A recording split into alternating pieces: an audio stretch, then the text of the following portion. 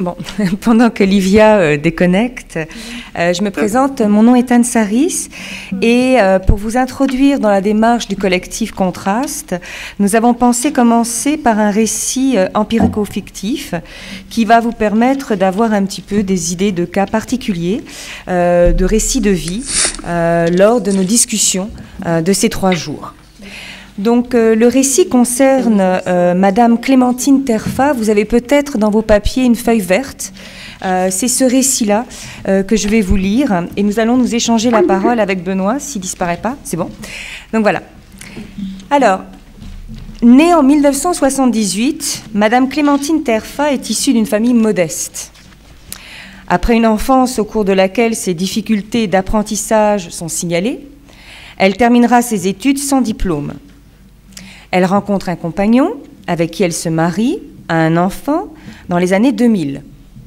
En 2003, les services sociaux vont décider d'orienter leur enfant vers une famille d'accueil.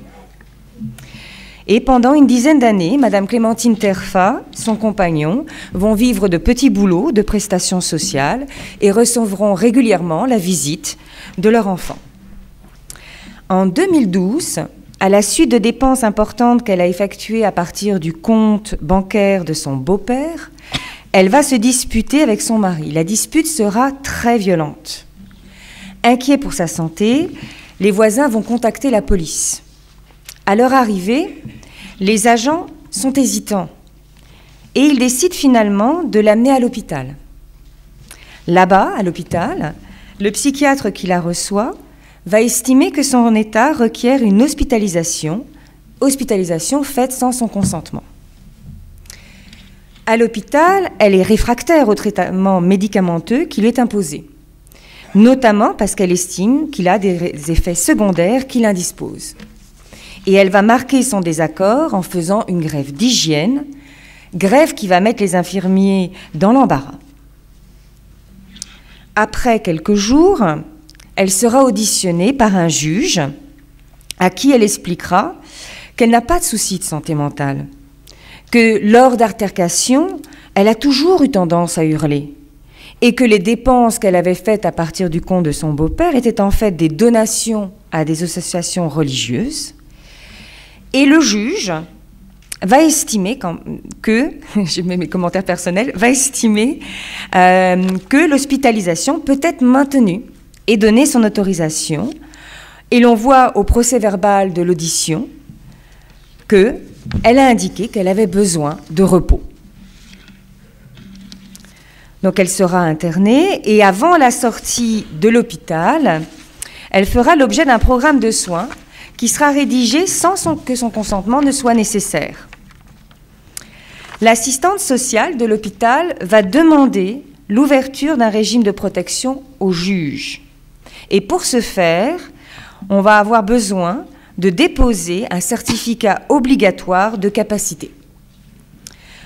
Dans ce certificat, il est noté que Madame Terfa n'est pas en mesure d'appliquer les informations dont elle dispose à sa situation.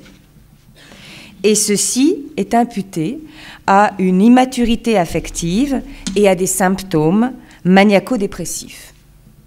Avec ce document en main, le juge décidera d'une mise en curatelle au bien et à la personne et demandera au curateur public de l'exercer. À sa sortie d'hôpital aussi, elle est confrontée au fait suivant, son mari a quitté l'appartement qu'ils louaient ensemble. Malgré l'assistance de son curateur, elle va devoir quitter son logement et sera accueillie dans un centre d'action pour femmes en situation de vulnérabilité. Elle y rencontrera une assistante sociale qui lui demandera de remplir un projet de vie pour obtenir différentes prestations sociales auxquelles elle pourra avoir droit. Parmi ces projets, elle formera celui d'avoir un enfant avec son nouveau compagnon qu'elle a rencontré à l'hôpital, obtenir un logement indépendant, faire déclarer abusive l'hospitalisation qu'elle a subie et obtenir des dommages et intérêts pour la stigmatisation et les préjudices moraux qui s'en sont suivis, et enfin, trouver un travail. Plus d'1 an après, La mise en œuvre de ses projets de vie se heurte toujours à de multiples obstacles. D'une part, elle ne trouve personne pour l'aider dans ses démarches de contestation de l'hospitalisation, parce qu'on la trouve quérulente. Elle abuserait des procédures. Deuxièmement, le curateur public refuse de payer le coût complémentaire des tests de fertilité qu'elle veut passer parce qu'il estime qu'elle n'en a pas les moyens. Troisièmement, elle ne parvient pas à trouver un logement indépendant. Elle a passé une évaluation fonctionnelle qui a été faite par un ergothérapeute qui portait notamment sur son hygiène et cette évaluation a préconisé un logement accompagné. Enfin, la travailleuse sociale qui la suit ne lui convient mais vraiment pas du tout. Elle serait trop intrusive, selon elle, et elle voudrait en changer. Alors c'est au regard de ces différents obstacles que Madame Terfa va se tourner en 2015 vers une clinique juridique. Benoît ? Ce récit empirico-fictif est tiré de deux histoires comparables. L'une vécue au Québec, l'autre en France. Histoires qui nous sont parvenues dans nos travaux de juristes et de sociologues à travers des dossiers judiciaires, des dossiers médicaux, de services sociaux que nous avons pu consulter, à travers aussi des entretiens et des rencontres qui ont été faites avec les différents protagonistes concernés. Ce récit est empirique dans le sens où il s'appuie sur des éléments concrets et qu'entrer dans l'épaisseur de la réalité sociale et juridique ne peut passer que par la compréhension de ces détails. Il est fictif aussi, dans le sens où il ne cherche pas à dire toute la complexité du vécu ou des institutions d'une région ou d'un pays, mais il entend ouvrir la réflexion sur des problèmes qu'on partage, quels que soient les contextes nationaux ou locaux que nous connaissons au Québec, en Inde, en Allemagne, en France, aux États-Unis ou en Hongrie. Ce récit a été construit pour donner à voir, à penser, quelques moments au cours desquels l'autonomie d'une personne adulte est remise en cause, soit parce que la personne n'a pas les moyens sociaux de réaliser ses aspirations, soit parce que l'on considère qu'elle n'est pas en mesure de décider ce qui est dans son intérêt. Ce problème de l'exercice de son autonomie est bien sûr un problème existentiel qui nous concerne tous en tant que personnes vulnérables, et il est fortement accentué dans des contextes de déficience, de vieillissement et de perte, de grandes tensions psychiques ou encore d'extrême précarité. Ce problème de notre autonomie en tant qu'être humain vulnérable est aussi un problème social, philosophique, juridique, qui est à l'origine des questionnements du collectif Contraste, groupe de chercheurs de différentes disciplines, impulsé par des sociologues, et qui s'est donné pour objectif d'éclairer les recompositions des régulations dans les relations de soins et d'accompagnement en santé mentale. Et ce problème de l'exercice de l'autonomie est aussi celui qui a été évoqué, partagé, travaillé par de très nombreux acteurs de la société civile, acteurs institutionnels, usagers de services, professionnels, médecins, juges, mandataires judiciaires, fédérations, citoyens, qui se sont impliqués dans le comité de pilotage de la démarche qui a conduit à ce colloque, première étape d'un processus de collaboration, étape qu'on vous propose maintenant d'ouvrir de 2 jours et demi pour une réflexion collective. Le récit de Madame Terfa ne prétend absolument pas recouvrir la variété des questions et des situations qui seront discutées pendant ces journées, mais il permet d'illustrer concrètement les principaux axes de réflexion proposés par cette conférence et les enjeux que soulèvent les questions d'autonomie et de vulnérabilité. Et je relaisse la parole à Anne. Merci. Alors, nous avons tenté de formuler ces 3 axes sous 3 questions différentes. La première est comment faire quand l'autonomie présumée d'une personne pose problème. Donc, le récit de Madame Clémentine Terfa évoque différents moments au cours desquels son action, ses choix, posent problème. D'abord à elle-même, mais aussi à ses proches, à son entourage ou encore à des professionnels. Difficulté à obtenir un diplôme, à élever son enfant, dépenses dites déraisonnables, vous verrez, je fais beaucoup les guillemets parce que tout est empreint de sens, attitudes troublantes pour les voisins, les policiers. Alors, on ne sait pas très bien quelle est l'origine des difficultés. Est-ce que Madame Terfa en est responsable ou est-ce qu'elles proviennent de sa situation? Les proches ne savent pas trop comment agir avec elle. Faut-il lui proposer des soins? Faut-il autrement apprécier sa manière d'agir? Faut-il apprécier ses intérêts ou écouter ses volontés, ses préférences? Les professionnels ont la même difficulté qui est renforcée par le fait que s'ils peuvent mobiliser des dispositifs facilitant la réalisation des préférences de Madame Terfa, certains d'entre eux, psychiatres, curateurs, peuvent disposer de moyens juridiques pour agir en toute légalité, sans lui demander son consentement, voire en passant outre à son refus de consentir. Voici pour la première question. La deuxième question, qui suit le deuxième axe, c'est de se demander comment apprécier les besoins d'aide. Ce deuxième axe de réflexion porte sur les outils qui sont mis à la disposition des proches ou des professionnels pour apprécier l'aide qui peut être apportée à la personne. À nouveau, le récit de Clémentine Terfa met en scène une multiplicité d'appréciations, d'évaluations, censées aider ces acteurs à prendre des décisions. Appréciation mentale, sous la forme de diagnostic, tests relatifs à sa manière d'habiter un logement, relatifs à son hygiène, tests encore relatifs à sa capacité mentale. Est-ce que ces outils sont pertinents? Est-ce qu'ils sont cohérents? Quelle est la pertinence d'un test uniformisé relatif à la capacité mentale? Est-ce qu'une appréciation générale de la capacité juridique pourrait être imaginable? Troisième et dernière question. Cette dernière nous invite à nous demander si le cadre juridique, et plus particulièrement le cadre juridique français, est adéquat au regard de ces idéaux et respecté. Idéaux que Benoît a mentionnés dans sa partie. Alors la troisième série de questionnements porte sur les régulations juridiques et politiques de la relation de soins et d'accompagnement. Les droits dont dispose Madame Terfa sont-ils bien respectés? La Convention sur les droits des personnes handicapées, article 12, insiste sur les droits. Les professionnels qui interviennent auprès d'elles n'abusent-ils pas de leur pouvoir? Existe-t-il des garanties procédurales efficaces, effectives?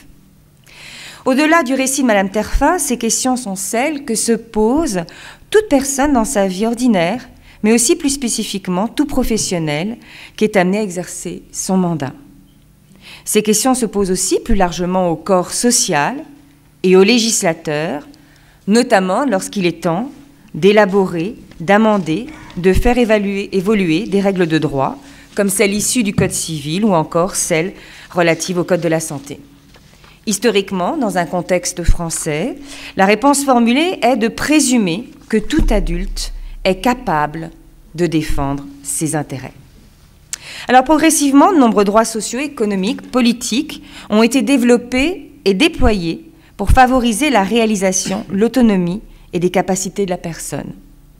Alors nous pouvons bien évidemment ici en faire la liste, mais nous pouvons évoquer cette loi dont on fête le 10e anniversaire, donc cette loi française du 11 février 2005 pour l'égalité des droits et des chances, la participation et la citoyenneté des personnes handicapées, j'y arrive, dont Patrick Goët a été l'un des principaux instigateurs. Mais parallèlement à la présomption générale de capacité, présomption qui est inscrite dans la loi, le droit prévoit au moins 2 types d'exceptions. Donc on peut renverser cette présomption pour des raisons relatives à la santé, au handicap, à la dépendance.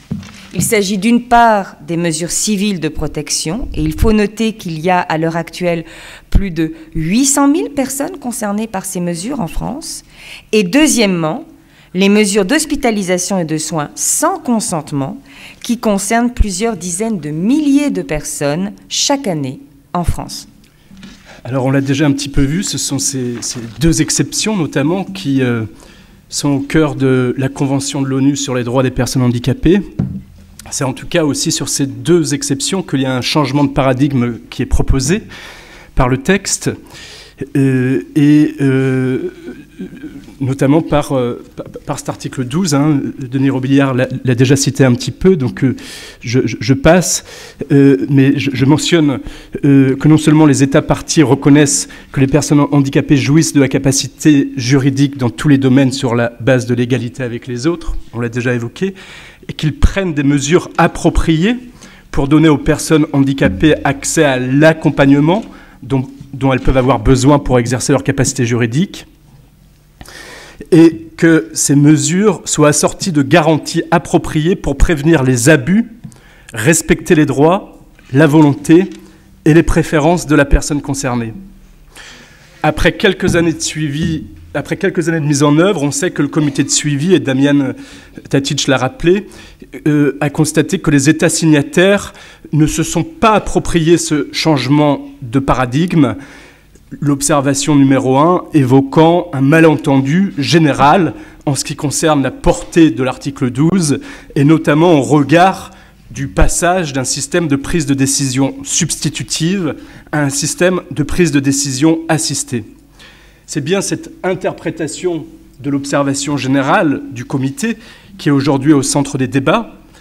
Non seulement elle constitue une remise en cause des différentes mesures substitutives, vous avez évoqué la tutelle, mais également dans certaines interprétations la curatelle, mais elle remet également en cause, et vous l'avez également évoqué, via notamment les ajouts de l'article 14, toute disposition légale autorisant une réduction de la liberté d'aller et venir pour des raisons de handicap et de santé mentale. Au-delà du débat technique, nos trois axes de réflexion permettent de questionner le tournant juridique et la fondamentalisation de la capacité juridique impulsée par la Convention de l'ONU sous trois perspectives.